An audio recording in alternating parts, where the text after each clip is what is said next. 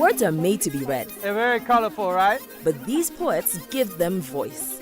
Poetry of setting free subconscious scenery. Certainly, he spits fire. This week, meet poets and spoken word artists with witty and captivating wordplay. My mother would never let her children out with an empty stomach. One in the building. On the move, changing perceptions, pushing limits.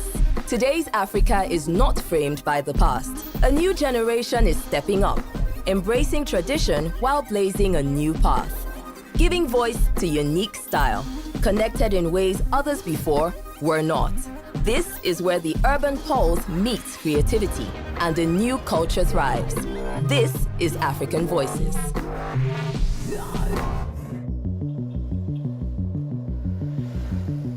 I have a saying where I say art is the heart of the nation. That's what poetry is, and people are probably either speaking poetically or reading poetry on a daily basis, almost without even knowing it. My name is Kadija Sesay, and I'm a poet in the Gambia. My Africa is female, my Africa is playful, my Africa is the future. My African roots are Sierra Leonean. Both my parents are from Sierra Leone, so I've got immediate family still in Sierra Leone and extended family in Gambia. I've got a house here, I have some more land that I actually want to build like a centre on to work with young people and artists, and I just love being here and them feeding me with their spirit and their smiles and their energy and mine as well. Well, I brought you to Serekunda Market because it's like the biggest market town in Gambia. You can just get lost here really easily because of the colour, the vibrancy, the people. It's a lovely place to come and buy textiles, your lace, your damask to really dress up. So it's just a really lovely place to be. And so inspiring for writers and any artist, in fact. You just come here, even like for half a day. I could write half a book of poems because it's just different aspects of what the country is like and what the culture is like, and I just love it. The main body of Kadija's work has involved editing anthologies by writers of the African diaspora, but she published her first full collection of poems titled Urki in 2013, several of which were inspired by the colour and vitality of Gambian life. I reflect a lot of Gambian culture in my poetry. The lyrical nature of the language of Gambia, I just love it. We turned to the main road and prepared for the revelation where everyday poster colours as vibrant as Dutch wax explodes colour to take on a guise.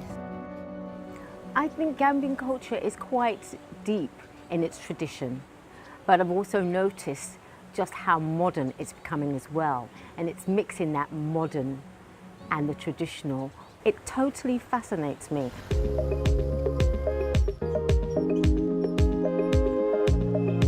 I love museums, and this is the National Museum of Gambia. It's got a lot of the history and culture of Gambia here, both pre-colonial, post-colonial. It's a great place for research, and there's a lot of things to learn here. All of that is so rich, and I think it's a bit hidden because people always see Gambia as such a lovely sun, sea and sand country, which it is. This is just a great place to be because you can go away once you have amassed all that wonderful information. There's lovely little quiet spots to actually go away and write. Kadija also makes regular visits to the local bookshop to help inform her writing further. Timbuktu is no ordinary bookshop. It's a purpose-built bookshop in a very accessible area of Gambia. You can get African authors, all the African authors that are very popular and classic, local Gambian authors here who write in English and in mother tongue. And they sell African authors of the diaspora, a bit like myself. The Gambia's annual Mboka Festival of Arts is helping to develop local writers by showcasing them on the international stage. And Kadija is one of the event organizers. I'm setting up for the first event of the Literary Festival as part of the Mboka Festival of Arts, Culture and Sport. Of course, I am an African warrior. We're going to be reading together, we'll take a break, we'll break bread together, and then we'll come together again and hear some more readings. So it's just such an exciting beginning. This is an exciting beginning to the festival. So it's just really nice to kind of meet new faces, and some of the first faces I met were some of the Young Writers Association of Gambia. So I was really pleased to meet them. I think the Gambian literature scene is getting stronger, because I remember reading in an academic book a few years ago that there isn't really a Gambian literary scene to speak of, and that so angered me. I had to write a review on that and just really point out, look, there are writers around, and here are some names.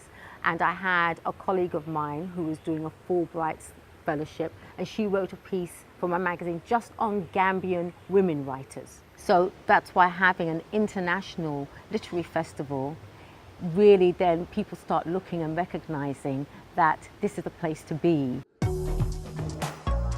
Following the success of her third literary festival at Mboka, Kadija continues to be a dynamic leader in the Gambia's poetry scene. What I hope to achieve in the future in terms of the Gambian literature scene is to really look at seeing how we can work towards gaining it to be a UNESCO City of Literature. But right at the core of that, I do want to focus languages, because I do want to try and capture very well-known African writers and have their works translated into Gambian languages. I think it will put Gambia on such a strong pedestal culturally and show people another aspect that they never even thought of. It's going to be totally amazing, and I think really strengthen another industry of the Gambia, another cultural side of the Gambia.